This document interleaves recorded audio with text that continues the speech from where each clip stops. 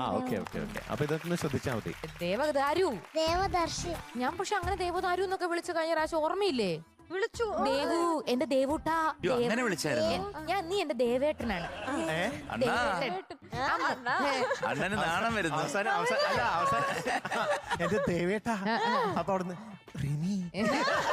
അങ്ങനെയല്ല, ഞാൻ ദേവേട്ടൻ എന്റെ റിമി മോളെ എന്നൊന്ന് വിളിച്ചാൽ എനിക്ക് ഭയങ്കര സന്തോഷമാണ്. അല്ല, ഞാൻ വിളിച്ചിട്ട് മതി.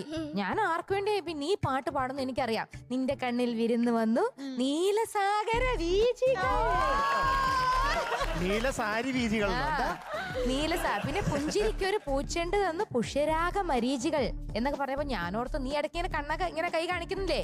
അപ്പൊ എന്നെ നോക്കിയായിരുന്നോ? നീ എന്റെ കണ്ണിന്റെ പ്രശ്നമാണോ? നീ ഇവരെ തന്നെയാണ് എന്നെ നോക്കുന്നുണ്ടായിരുന്നോ? അപ്പൊ ഞാൻ അതിനുവേണ്ടി കമ്മലും വളയൊക്കെ ഇട്ട് ഇങ്ങനെ വന്നു ഈ പാട്ടിന് വേണ്ടി, നിനക്ക് വേണ്ടി, എന്റെ ദേവേട്ടന് വേണ്ടി. അപ്പൊ ഞാൻ വിളിക്കും, ദേവേട്ടാ. റിമിമോൾ